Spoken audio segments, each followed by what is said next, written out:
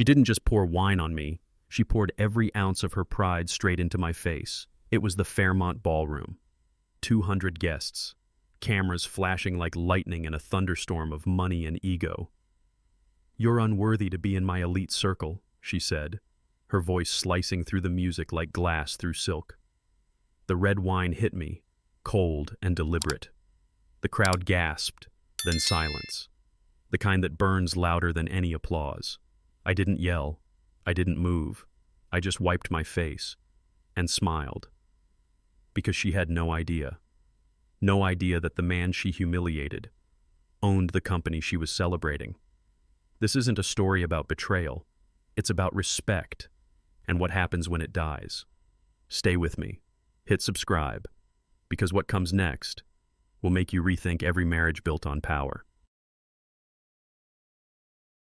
I walked out on polished wood that remembered every foot that ever pretended to matter. Behind me, perfume, applause, and a laugh that used to be home. The revolving glass door spun and let the Los Angeles night slap me clean. Wind, dry and honest.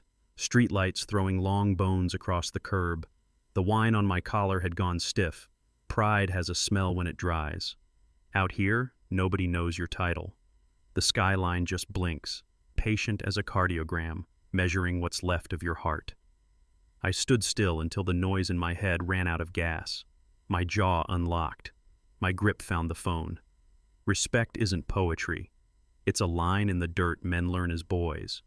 You don't spit across it in public and expect flowers in private. She did, in front of 200 people who mistook glitter for character.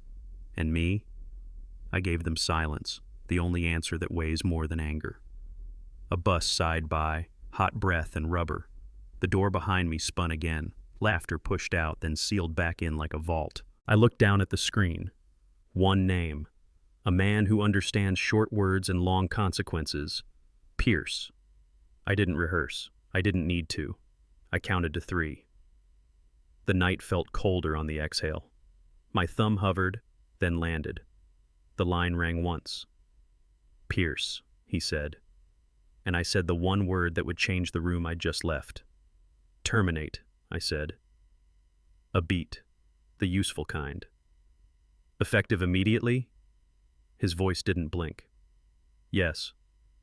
"Understood." No speeches, no throat clearing, just 2 men pulling one lever they built years ago.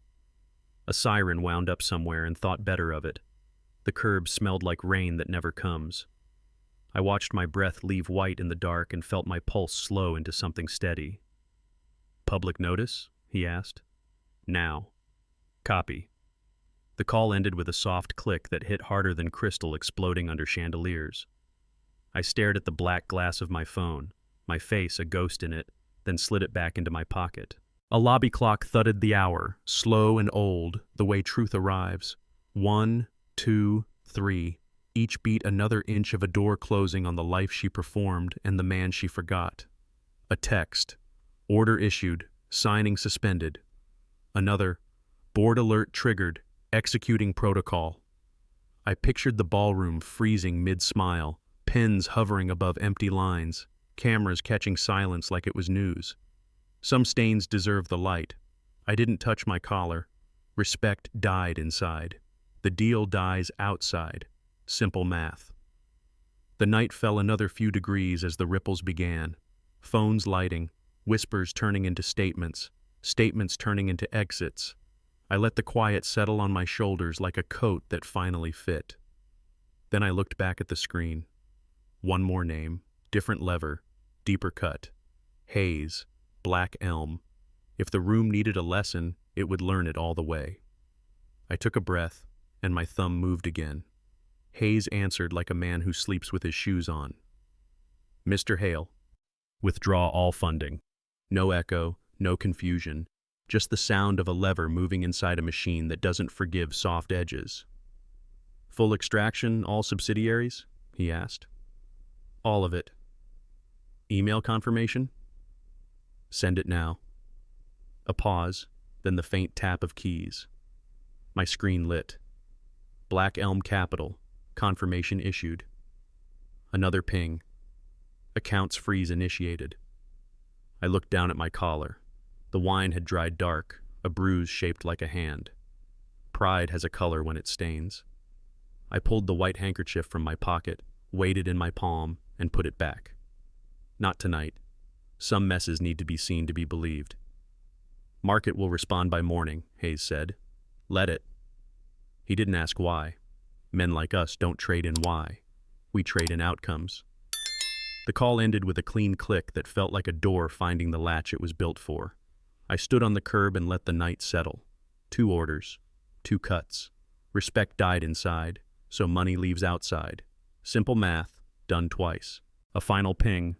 Press prepared, hold for release. Hold, I texted back. Not yet. Because inside that ballroom, she still thought the pen in her hand meant the world would keep its promise. And the world, for one last minute, smiled and lied. Some lessons work best when they arrive on stage.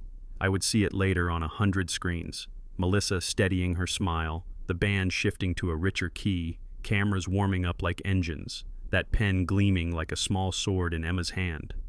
The room believed in itself again. Money can do that. Put perfume on panic and call it confidence. She stood taller, shoulders squared, the kind of smile that's been practiced more times than it's been felt. Lenses leaned in, diamonds answered the light. Someone whispered, "She's untouchable," and meant it. "The signing begins!" Melissa's voice rang clean, the kind of sound that tells people to relax. Trays moved. Flash guns popped. A rhythm returned to the floor like a tide coming home. Emma glanced over the crowd, found friendly faces, found her camera, found herself. She placed the folder flat, gold trim catching every bulb. Her fingers skimmed to the line with her name on it, and for a second her future looked like a straight road in the desert, endless, bright, and hers. Somewhere, a phone vibrated in a pocket that mattered. Somewhere else, an aide checked an inbox and went pale. But the room didn't feel it yet. The room was still believing. I could almost hear it from the curb, the hum, the pride, the breath people take right before they exhale relief. She lifted the pen. Air held still. And then the first ripple started moving toward her, fast and quiet as a shadow. Later, I'd watch the replay and catch the exact second the air changed. A Trident aide slipped in at the back. No grand entrance, just urgency disguised as manners. He cut a line through tables and tuxedos, leaned into Melissa's shoulder, and whispered something that washed the smile off her face. It didn't shout. It traveled, whisper to whisper, table to table, like a draft under a locked door. A cameraman lowered his eye from the viewfinder. A donor turned his head the way men do when they smell smoke. Emma's eyes flicked left, then right, hunting for a cue that wasn't there. Melissa tried to steady it. "Ladies and gentlemen," the word gentleman snagged. She glanced down at a phone that wasn't hers, and I could see the color drain, the kind that starts in the lips. The band filled space with a brighter bar that fooled no one. 2 rows back, an executive's mouth formed a soft "oh." Across the aisle, someone checked an inbox and froze. The first rule of rooms like that: pretend until pretending breaks. It was breaking. Emma shifted her weight, lifted the pen again, forced a smile you could hear. The aide returned, faster, closer, paper in hand, bent to the MC and breathed the sentence that does what fire alarms do without the noise. "Internal notice just hit. Suspension incoming." The word incoming moved faster than music. Faces tightened, hope thinned, and the pen hovered over a future that had stopped moving. The microphone gave a nervous crackle, like it knew before anyone said it. Melissa lifted it, voice steady in shape but not in soul. We're pausing the signing." One word in that sentence did the real work. Pausing. The pen stopped mid-stroke. Cameras slid wider. The room exhaled questions it didn't want to ask out loud. "Suspended?" someone said, soft, as if the volume could change the fact. The band fell into hush. Sneakers of staff whispered across marble. Diamonds threw light that didn't feel like celebration anymore.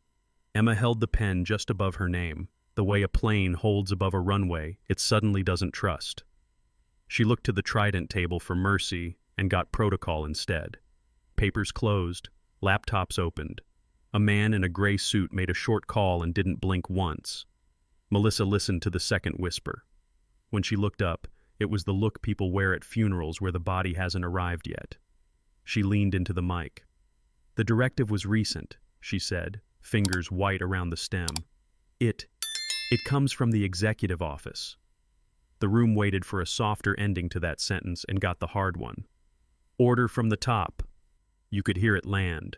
Pens tapped twice and then not at all. Mouths set. A few chairs edged back, the beginnings of exit dressed up as politeness. Somewhere between the stage and the door, certainty died standing. And across town, my phone lit with the next name I was going to press. The pause didn't stay inside the room. Someone went live from the third row, phone up, voice shaking. "You guys, they just stopped the signing." The chat exploded. A clip from 10 minutes earlier hit the feed next. Emma's hand, the red arc, my face turning as the whine broke like a wave. Winegate stamped itself across 1,000 screens in the time it takes a man to swallow anger. Comments split like a country line. "She's a boss. He's fragile." No, respect is earned. If she does that in public, what happens in private? Men my age found the thread and stayed.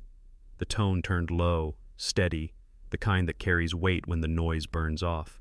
The stream jumped viewer counts like stairs. Editing wizards cut the scene into slow motion, circled the glass midair, froze the frame where her mouth made unworthy. Influencers smelled blood and called it commentary. A junior banker typed what his father once told him. "You don't shame your partner in public." Hearts flew. So did knives. So Emma felt it first before the speakers said anything. Her face went pale the way white paint dries, flat, sudden, unforgiving. She reached for the pen and found the room reaching for its phone. Then the tag that mattered rose above the rest, clean, simple, heavy as a hand on a shoulder. Respect is earned. And once that took the top, the room wasn't the room anymore. It was a witness. Social fire makes heat. Paper makes law. A trident lawyer moved to the edge of the stage and opened a thin appendix most people never read until they have to. He didn't raise his voice. He raised a page. The camera found the paragraph like a hawk finds a field mouse. "Moral conduct, public events," the header said. "Material humiliation of a partner or principal. Immediate right to terminate." One line. 14 bland words. A small hinge that swings a heavy door. Folders snapped shut. Laptops came alive. The signing table sat there like a stage after the lights cut, still dressed, no show. A reporter aimed his lens not at Emma, but at the clause itself, as if the ink had a pulse. You could feel the money doing math in every pocket. Risk, optics, exit. The lawyer didn't point at her. He didn't need to. He tapped the clause with a pen once, twice, the way a judge taps a gavel before he speaks. An aide whispered to Melissa. Melissa nodded without looking at Emma. Hands that had been ready to clap now learned how to fold. "Per the agreement," the lawyer said, "the termination is effective on notice." Effective. On notice. 2 words that don't shout and never have to. A hush landed, not soft, but final. The pen in Emma's hand looked smaller than it had 5 minutes ago. The contract, as of that sentence, wasn't a promise anymore. It was a memory. Automatic void. LA ran past like a reel of neon and concrete. I cracked the window an inch. Night air slipped in, dry as paper, and found the wine on my collar. Dried pride has a smell, metallic, faint, stubborn, faint. The dash glowed soft. A notification trembled against the leather like a trapped insect. Another, then another. I didn't read them. I thumbed every alert off, killed the banners, killed the sound, let the city keep its urgency. I wanted none of it inside the car. Traffic thinned on Sunset. Headlights drew white ladders across the hood and climbed away. I kept my hands at 10 and 2, steady, slow. Thoughts tried to crowd the lane, her voice, the crowd, the red arc, but I treated them like tailgaters and let them pass. Respect is not a speech. It's a rule you live by when no one's clapping. I could have turned back, made a scene, joined the theater she started. I didn't. Anger is loud. Dignity doesn't need volume. Another buzz rattled the console. I watched it light and fade. I could picture the ballroom learning how quickly certainty breaks. But I didn't feed it. Not with explanations. Not with mercy dressed up as clarity. The gate took my code on the first try. The garage swallowed the car. I sat in the dark a beat longer, listening to the engine tick cool. No statements, no interviews, no text. Tonight, I do the one thing men forget to do when they're wounded. I don't explain. Inside, the house met me with the kind of quiet you earn. I set the phone face up on the counter long enough to pour water, then flipped it over. Cold glass, cold mind. I drank slow, held the aftertaste, felt the sting on the collar wake up when the ice brushed it. The phone buzzed once and I let it finish. Then I checked. Pierce, done. Signing suspended. A breath went out that I didn't know I'd been holding. Another message stacked beneath it. Hayes, withdrawn. Accounts frozen. Market responds by morning. There it was. The math in black and white. I turned the phone screen down again and slid it a few inches away, like you do with a plate when you've had enough. I leaned on the island and looked through the glass at the city. From here, LA is a slow constellation, each light a little lie people tell themselves before bed. Mine were done for the night. The water settled in my chest the way resolve does, heavy enough to feel, light enough to carry. I didn't celebrate. I don't celebrate loss, even when it's earned. I rinsed the glass, left it by the sink, and let the silence return to sighs. Phones were lighting up across town, papers would open, boards would move their pieces. Somewhere a band was still playing like nothing had changed. By morning, they'd know. By morning, she would too. I watched it later, frame by frame, the way a man studies the moment a bridge gave out. She tried to smile first, the thin, polite kind you wear when your ribs are cracking. Cameras kept firing like the debt collectors of fame. Pay up, pay up. Guests broke into small islands, drifting toward the exits, saving face the way rich people do, by moving quickly and pretending they always meant to. Someone bumped a tray. A wine glass spun off and shattered, a red starburst across marble. The stain crawled toward her heel and found the hem of her dress, climbing like truth. She looked down, dabbed at it, left a darker mark. Diamonds still caught light. Nothing else did. A photographer said her name, soft, a mercy he couldn't afford.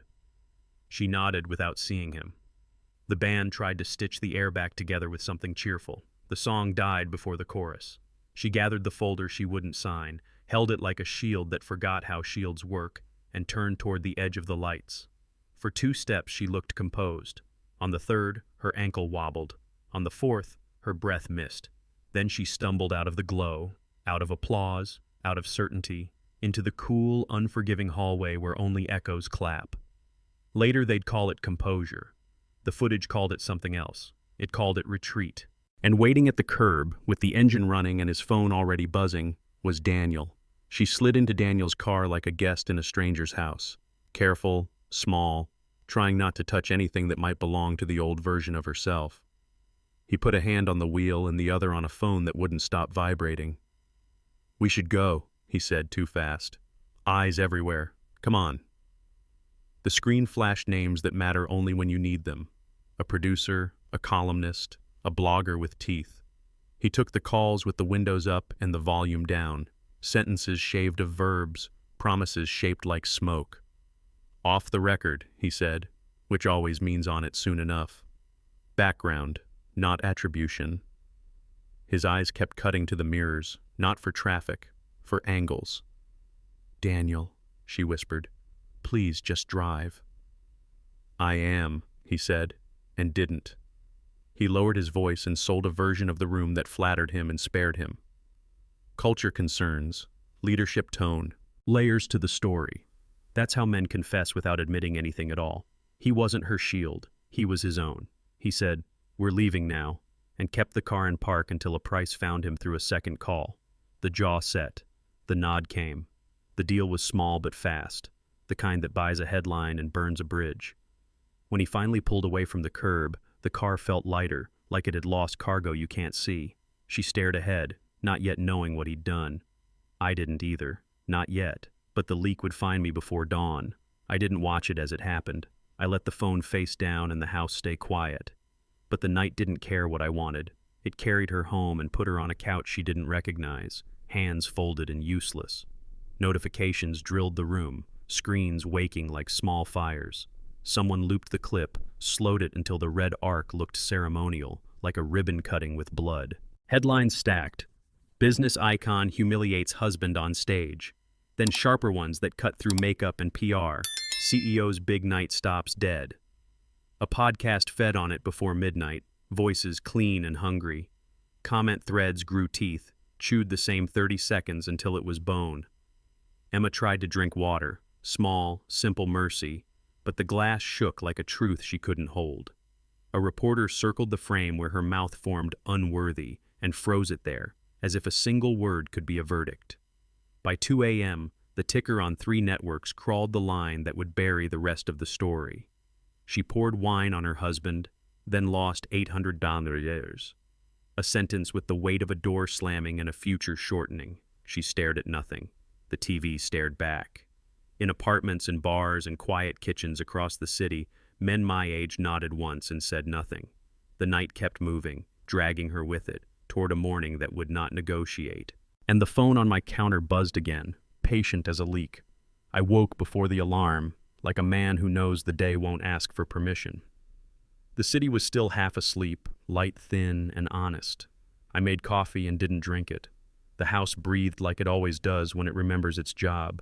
Keep, hold, heal. The doorbell sounded once, not urgent. I knew who it was the way you know rain by the smell. I walked the hall without hurry. The floor was cool. The collar still carried the ghost of wine. I opened the door. Emma stood there under the kind of mourning that forgives almost everything except last night. Eyes swollen, makeup gone, hair collapsing into a version of itself without stage directions. She had no folder, no pen, no crowd to tell her who she was, just a face emptied out by consequence. We didn't speak. Words would have been furniture in a burned room.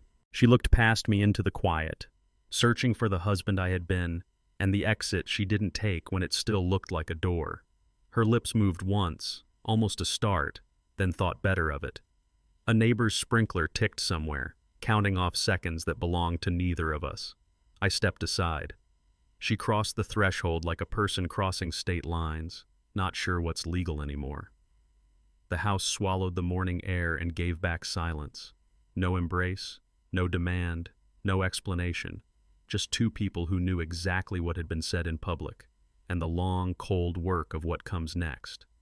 Her heels found the wood, small clicks that sounded careful, like she was borrowing the floor. The living room kept its shape, couch, window, a table with a single glass of water catching morning light. Nothing rearranged itself to make this easier. She sat. I stayed on my feet and leaned into the wall that had never once lied to me.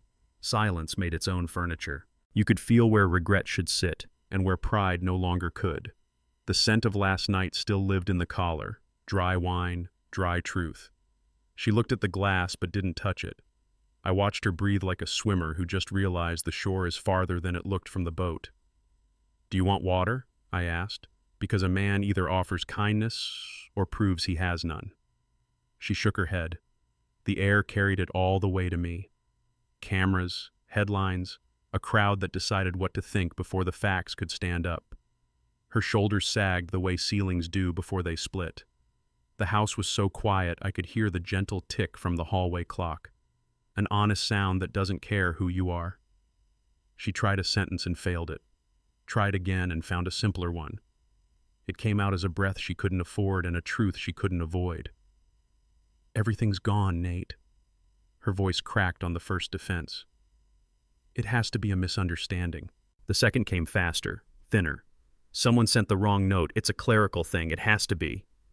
She searched my face for the version of me who would rescue her from the sentence she'd earned in front of 200 witnesses. I didn't move. The clock in the hall kept time like a metronome for endings. Tick, tick, tick.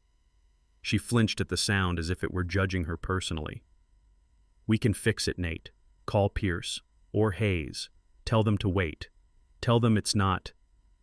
I held her eyes. I let the quiet reach full size. There's a mercy in clarity men my age learn the hard way. Answers don't need volume, just backbone. "No mistake," I said. She stopped breathing for a second, as if air itself had chosen a side. I gave the order. The words didn't shout. They arrived and sat down between us like a verdict. She folded in on herself, hands locking, nails pressing little moons into her skin. Her mouth opened, then shut, like a door that finds it's been painted closed. "The contract?" she whispered. "Terminated." "The funding?" "Withdrawn." The clock ticked again, not louder, truer. Somewhere outside, a bird tested the morning and thought better of it. She stared past me at the glass of water she wouldn't drink, and for the first time since last night she understood where the line was, and who crossed it. I took a thin folder from the shelf, nothing dramatic, just paper that had been waiting. I set it on the table like a quiet fact. The cover read, "Irrevocable Trust, Hale Holdings." I opened it to a page marked years before our vows. Transfers, dates, signatures that didn't tremble. "Premarital," I said. "Irrevocable, not a trick.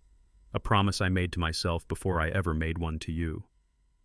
Her eyes tracked the timeline the way people read their own name on a stone. Another page. Black Elm Capital. Source lines.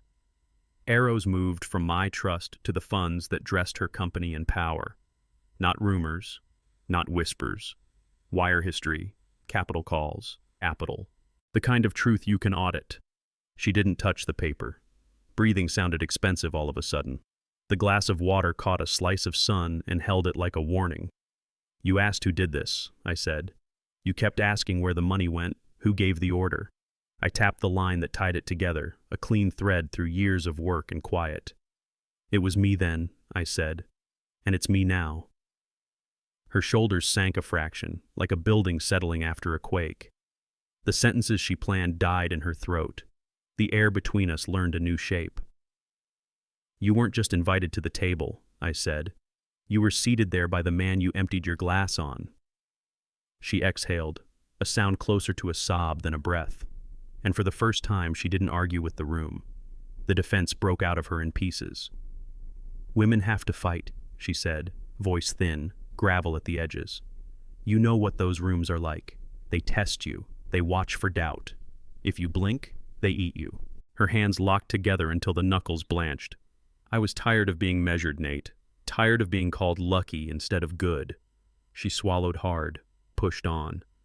"I was afraid to look small. Afraid to look like I needed you. So I got loud. I overcorrected. I thought if I showed them I could cut, they'd stop trying to cut me." She stared at her own fingers as if they belonged to someone braver. "I went too far." The clock in the hall said its honest piece. Tick, tick, tick. I let the quiet stand, then gave it one sentence to carry. "You fought the wrong man." She flinched like the words had weight. "I wasn't fighting you," she said softer. "I was fighting them. The looks, the jokes, the way they decide who belongs before you speak." Her eyes lifted to mine, red and raw. I needed to feel taller. "You stepped on me to do it," I said. No heat. Just the statement of a thing that happened in front of 200 witnesses and a city that never sleeps. Her grip loosened. The moons her nails carved into her palms turned pink again. She looked at the folder, then at the floor. "I know," she whispered. "God, I know." "And now," I said, "so does everyone." "Call them," she said fast, like speed could make it true. "Pierce, Hayes, anyone. I'll step down. I'll put out a statement. I'll apologize on camera. Just save the company." Her eyes searched my face for a door that wasn't there. I let the silence stand. Men my age learn its weight. It carries more truth than speeches, and less regret than lies. She filled it with bargains. Titles she'd give back, money she'd never touch, boards she'd face alone. Her voice kept reaching for a ledge. There wasn't one. "Say something, Nate." It came out small. "Tell me what to do." I looked at the glass of water between us, clear as a verdict, and then at the collar still marked by last night. Some stains should be seen. "You want me to make a call," I said, slow. "To pull you out of a fall you chose, in public, onto the one person who wouldn't push you." Her breath hitched. Hope is loud when it's dying. "I can rebuild it," she said. "All of it, I swear." "You can rebuild a company," I said. "You can't repurchase respect." The sentence landed and sat there, unmovable. She blinked hard, like she could cry it away. She couldn't. You don't fix a broken code with press releases. You live differently, or you don't. She reached for my hand and stopped, as if the distance between us had turned into a law. Please. Just that. I didn't answer with words. I let the truth be the only thing in the room that didn't shake. I slid my wedding band free. Metal against skin, a small sound that felt larger than the room. I set it beside the glass of water, gold next to clear, vow next to mercy. Morning light came in thin and honest, laying a narrow stripe over both. The air moved just enough to lift a curtain edge and let it fall. Emma stared like people do at wreckage, not believing, not looking away. Her hands hovered at her own ring, then froze. You can hold on so hard you forget what you're holding. We built a life, she said, barely more than breath. We did, I said. And then we built an audience. A soft wind found the collar stain and woke the smell of dried wine, faint and metallic. She noticed it, flinched like truth had a scent. Her eyes went back to the ring. In that light it looked heavier than it ever did on my hand. You're taking it off because of one night? She asked. No, I said, because of the one thing that night made plain. The clock gave its honest tick. Somewhere outside, a palm frond scraped the stucco like paper on stone. She reached up and didn't finish the gesture. The ring stayed. So did the gap between us. I breathed in, steady. A different weight settled, the kind that comes when a man chooses the line he won't step back over. On the counter behind me, my phone began to hum, low and certain, like a reminder of the next move already waiting. The phone buzzed on the counter, low and certain. I didn't rush.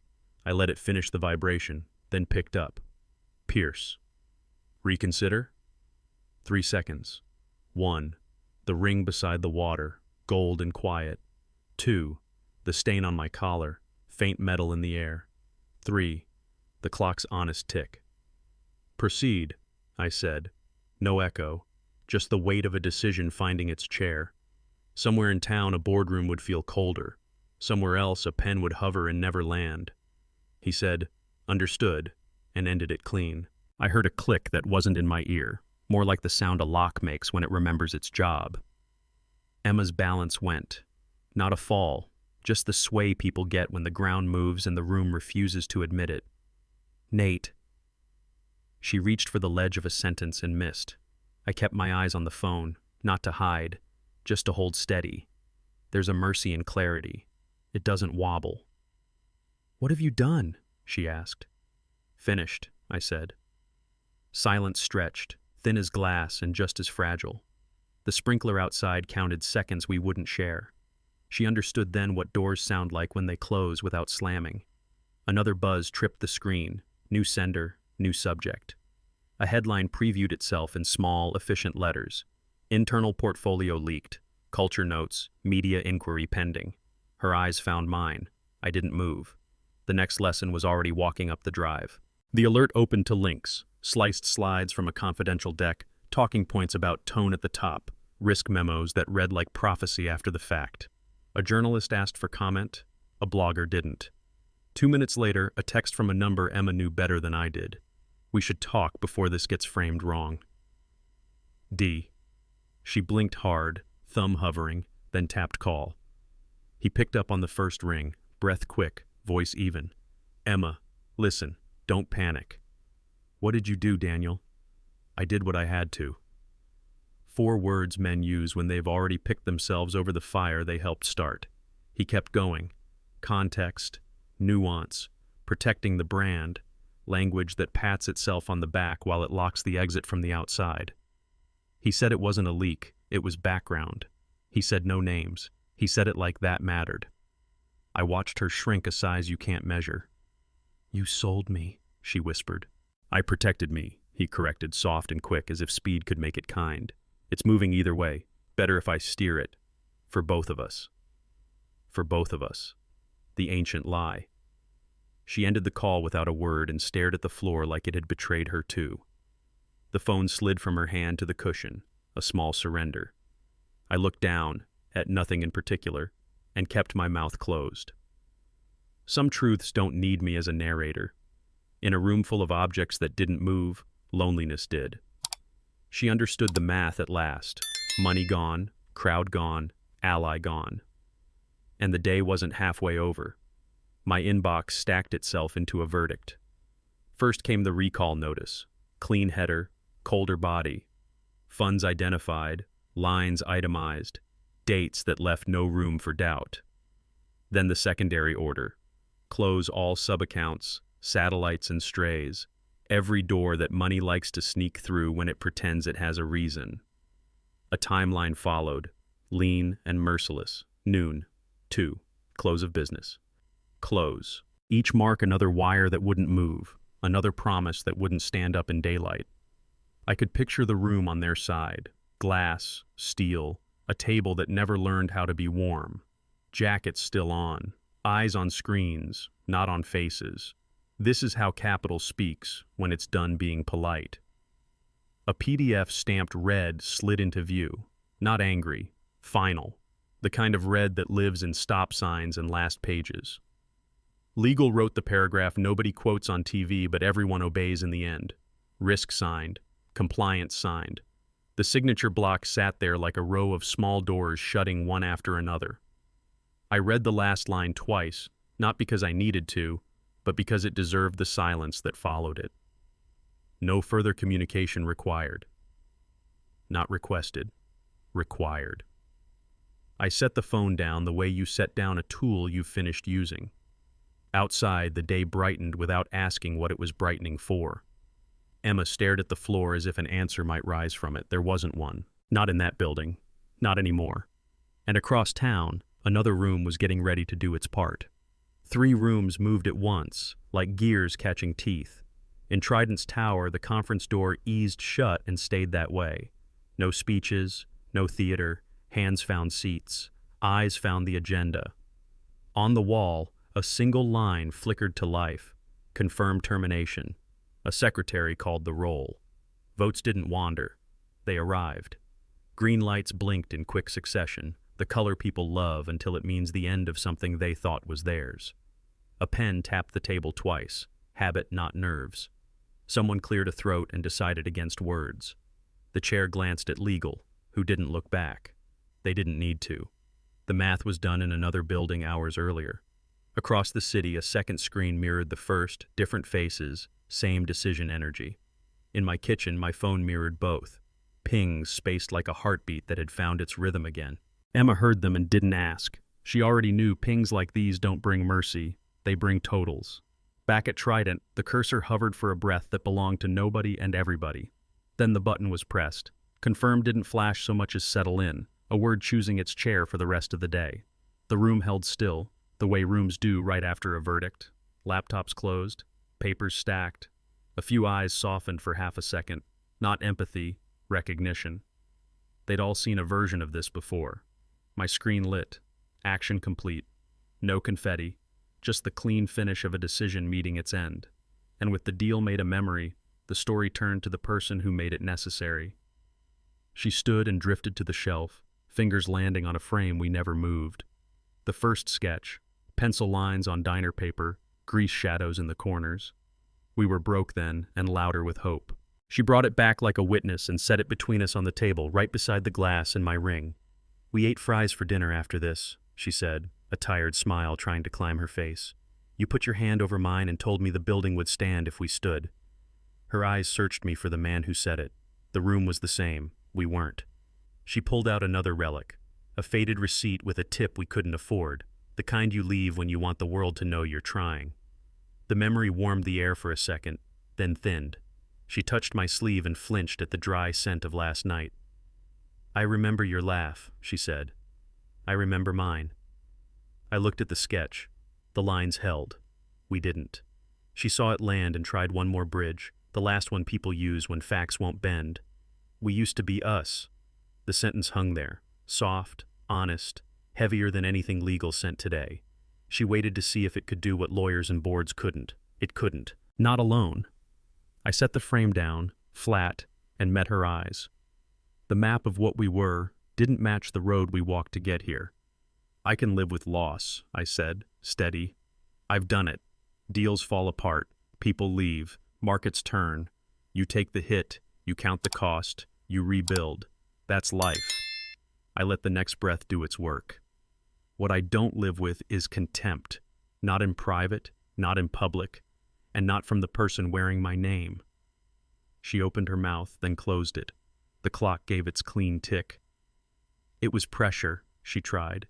It was a stage, I cut in, calm. And you used me as a prop. You didn't stumble. You performed. Under the lights, into the lenses. You picked the crowd over the husband and taught them what to cheer. Her shoulders dipped, just enough to notice. I panicked. You rehearsed it, I said. Not the whine, maybe not that, but the pose, the distance, the version of you that can win any room as long as I'm not standing in it. Silence filled the spots where excuses usually live. The collar's faint iron told its truth again. She wiped at nothing on her cheek and found nothing to erase. I've put up with thin quarters and bad odds, I said. I won't put up with you lowering me to raise yourself. Not once, not on camera, not anywhere. Her eyes glossed. The sketch on the table watched us both. You didn't just cross a line, I said. You painted one. She waited. I finished it. You taught the world how to look at me. She sank to her knees so suddenly the room lost height. Hands found mine and clung like a man grips a ledge. Don't let me lose everything, she said, voice torn into short, broken pieces. Her breath hitched, then stalled, then chased itself like a runner who forgot how lungs work. Tears made tracks she couldn't hide. Not here, not anymore. Don't leave me empty, Nate. I'll sell the car.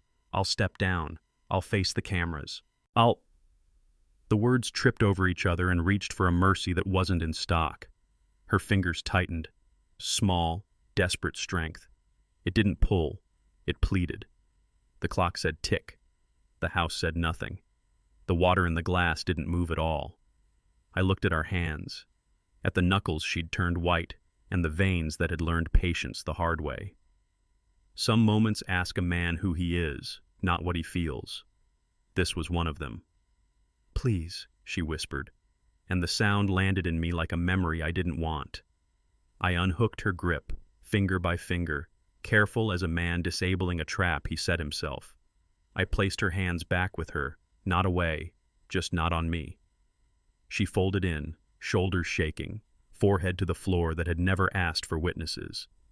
I stood there, steady, letting the silence grow into the size of what happened in public. I didn't raise my voice. I didn't move to catch her. I chose the line, and I stayed on it. I looked at the ring lying beside the water. Gold and glass, promise and mercy, one you give, one you ask for. I lifted my eyes to the window. Morning was brighter now, the kind of light that doesn't negotiate. Palm fronds brushed the stucco with a sound like paper telling the truth. Respect first, I said, almost too quiet for the room, exactly loud enough for the day. Not a slogan, a rule, the only one that makes any other rules worth writing. I let the words sit where apologies usually go. They didn't need company. I turned from the table, ring, glass, thin frame of our first sketch watching like a small judge, and felt the weight of each step the way you feel stairs in the dark. Careful, committed, no second guessing. Behind me, her breath steadied just enough to carry my name. Nathan! I knew the version of this story where I turn back, where we invent softer words for hard facts and call it healing, where I take the blame meant for the crowd she chose instead of me. That version ends with both of us smaller. I kept facing forward. The hall waited. The clock kept faith with time. The stain on my collar lifted a whisper of iron, a reminder that some things don't wash out just because you want them gone. Respect first, I said again, but only to myself. She said my name once more. I didn't turn. The hallway felt longer than it ever had, a narrow runway of quiet. My shoes counted distance in small, certain beats. Behind me, the living room held its breath. In front of me, one door and a knob I'd turned 1,000 times without thinking. My hand found it and rested there, skin to metal, warm on cold. I could hear her breathing, ragged and trying to be steady, like someone learning how to walk after the fall already happened. The clock kept time for both of us. Tick, tick, no rush, no music to hide in. I thought of the two objects on the table, ring and water, promise and mercy, side by side, neither doing the other's job. The collar at my throat lifted the faint iron of dried wine. Consequence has a smell when it hardens. I turned the knob, opened the door just enough for a man to pass and a life to separate, and stepped through. The hinge didn't complain. It knew what its work was. I pulled the door back toward its frame, slow, steady, like lowering a flag you once saluted and can't anymore. The latch met the strike plate and found its home. The click was small. It carried like thunder. Silence filled the hall, clean and complete. No speeches, no verdict read aloud, just a door that knew how to say what needed saying. I stood there on the other side and let the quiet finish the sentence I refused to shorten. I didn't watch, but I knew the scene the way you know a house you've lived in. She reached for the glass because that's what people do when they need something simple to obey. Fingers around the cool rim, lift an inch, two, then the shake. A tremor that starts in the wrist and tells the truth the mouth can't. She set it back down. Not a clatter, a surrender. The water caught the light and threw it at her eyes. She blinked into the glare and found no cover there. Breathing went high and fast, the short kind, as if air itself had become expensive. Forgiveness sat right in front of her, clear and ordinary, and she couldn't get it past her hands. That's how it works. Available isn't the same as yours. Somewhere in the room, the sketch we made years ago kept being what it always was, lines that held under pressure.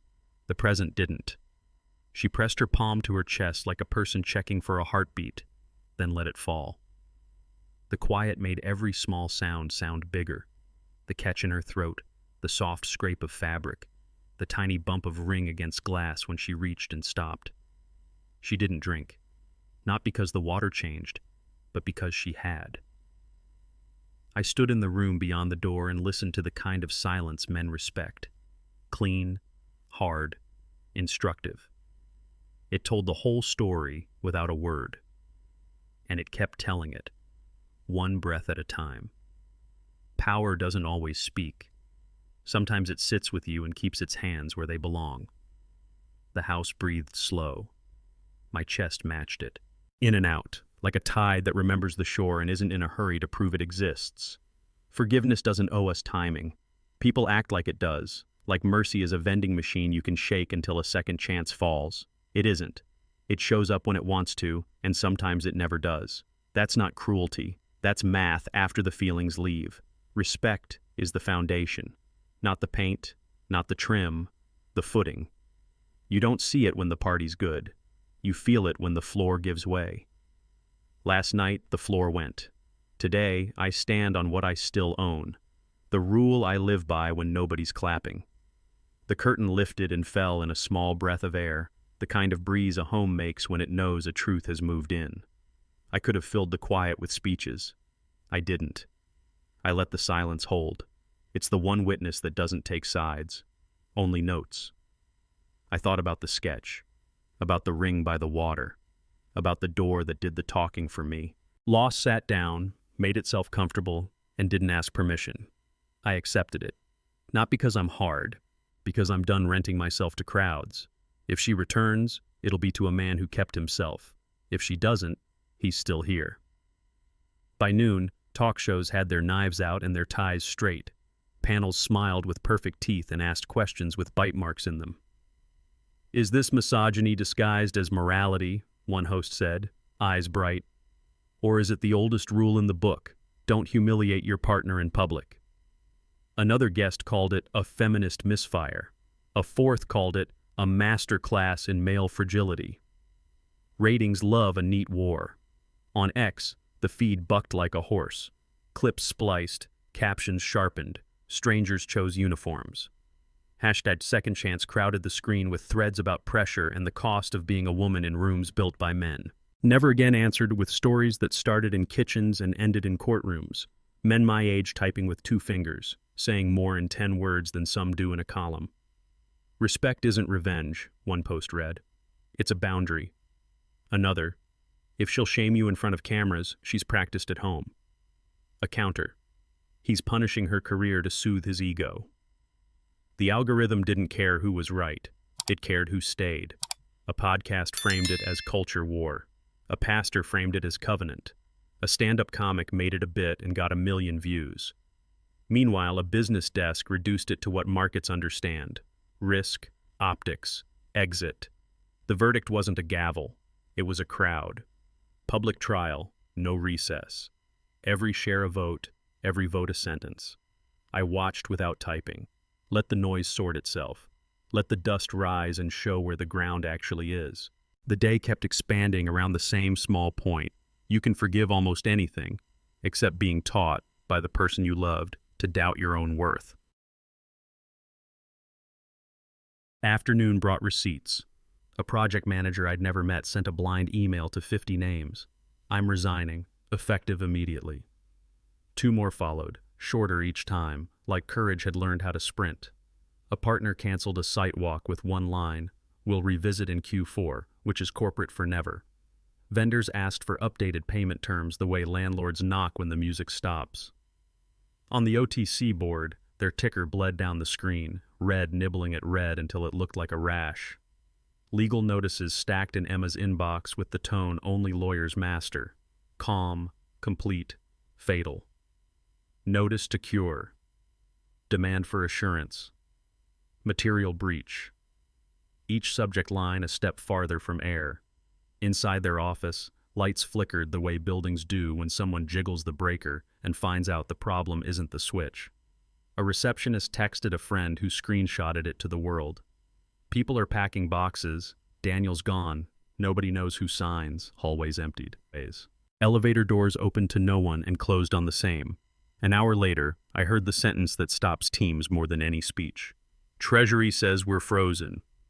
The words moved floor to floor until they weren't words anymore. They were gravity. Then the call I didn't need but expected. A CFO voice I'd only ever read in board minutes, thinned by shock and speed. We're out, he said. We don't have liquidity. No liquidity. Sometimes collapse is loud. Sometimes it's a clean, soft phrase that turns lights off without touching a switch. The city kept shining. The company didn't. Evening found a smaller stage. A living room 2 counties over. A couch that had seen holidays and flu seasons. A framed school photo with a crooked smile on a mantle that never cared about market caps. Emma called home. Her mother picked up on the second ring, voice warm with the stubborn kindness that raised daughters before podcasts taught anyone how. Hi, baby. You on your way? Silence stretched. Then Emma's breath, thin. Mom. What happened? The older woman asked, not sharp, just direct. Mothers skip headlines. Another pause, and then the question that slid past brand and press and all the noise. What did you say to your husband? Emma tried to answer and met her own throat. A dry sound. A swallow. It got out of hand. She looked at the carpet like it might give her a line to read. I said things I shouldn't have. In front of people? Her mother asked, disbelief wrapped in hurt. Yes. A long exhale traveled 1,000 miles of phone line. No lectures. Just the weight you hear when someone who loves you recognizes the thing you did and the person you were supposed to be. Come home, her mother said softly. Not for the cameras, for you. Emma's eyes closed. I didn't need to see it to know. I can't, she whispered. Not yet. Then tell him you're sorry, the woman said, and mean it. The call ended. No slam, no script. Emma set the phone down and folded. Shoulders, spine, story, like a strong girl who finally ran out of performance. The title she'd worn all these years slid off without a sound. By morning, the press had teeth. Someone published the emails, his phrasing, his little winks to producers, the way he sold her as a leadership risk while pretending to steer the storm. Screenshots everywhere. Subject lines that read like confessions. Off the record, background only, tone at the top, off, background, tone. 3 words that buried him faster than any enemy could. HR moved first. Effective immediately. Security badges don't argue. They just stop blinking. Daniel walked out with a box and a face that said he couldn't believe how fair the world was being to someone else for once.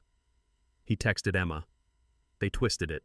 Then, "You should defend me." When she didn't, the blame made a quick U-turn. "This is on you. You left me exposed." She read it and went still in that new way people do when the last chair leaves the room. Allies are real until they're not. Then they become invoices. He sent one more message, a long one about loyalty that sounded like a bill for services never rendered, and blocked her before she could type back. I didn't gloat. I'd seen that fall from other angles. Men who think the leak is a ladder. Men who forget ladders go both directions. Emma stared at the gray bubbles that wouldn't turn blue. The office that once echoed her name learned a different word. Vacancy. Support gone. Money gone. Audience gone. The boil went over.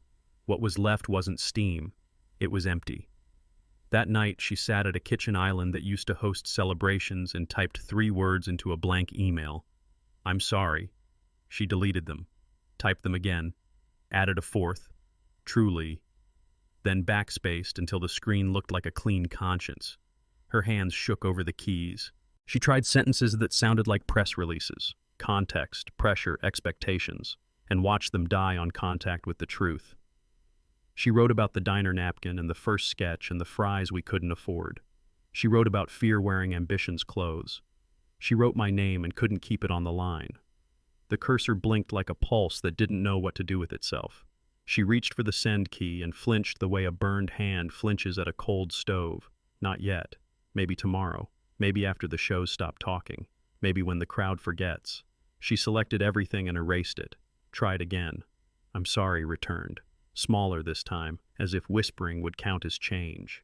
Tears made little coins on the aluminum.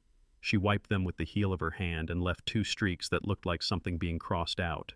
She hovered, hovered, hovered. No send.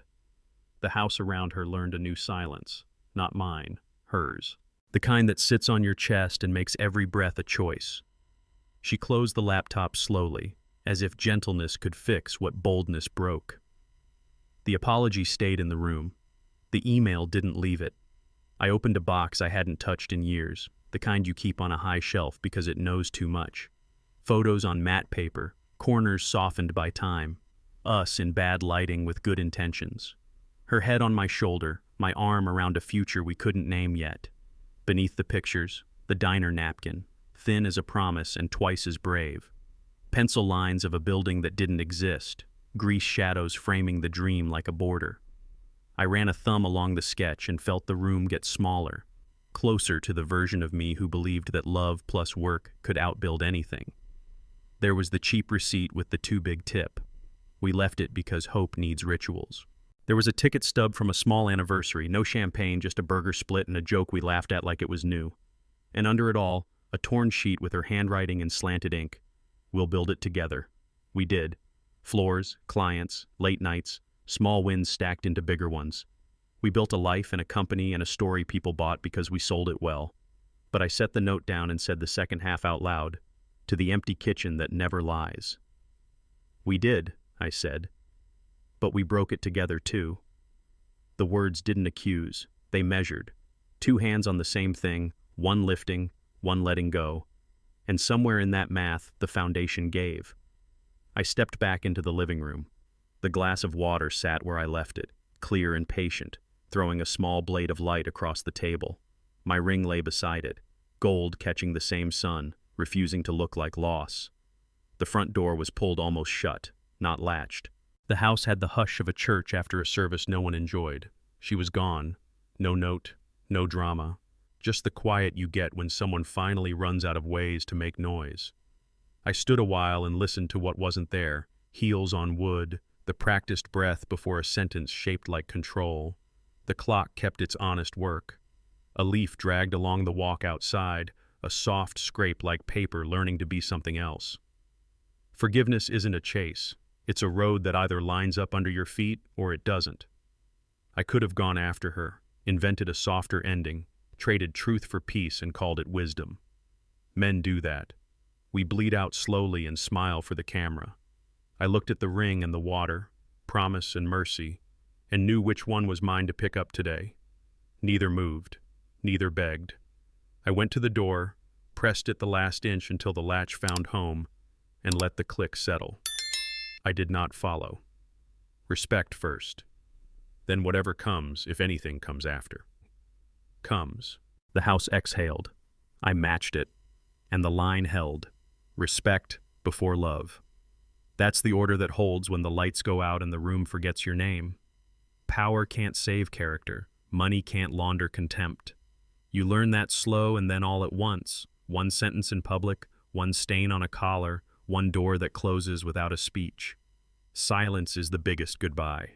Not the slam, not the headline, the quiet that follows when a man chooses a line and doesn't step back from it.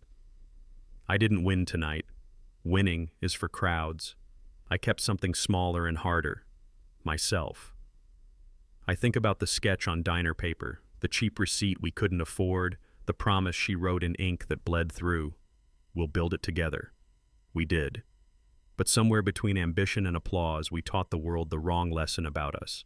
She performed, I endured, and the floor gave way.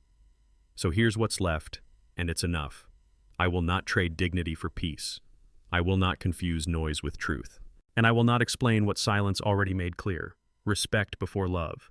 If you forget that order, you lose both. Tell me where you stand. Do you believe in a second chance when the first one was thrown in your face? Choose your side in the comments. Second chance or #never again.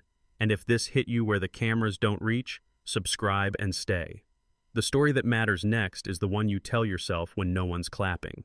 You can rebuild a company. You can't repurchase respect.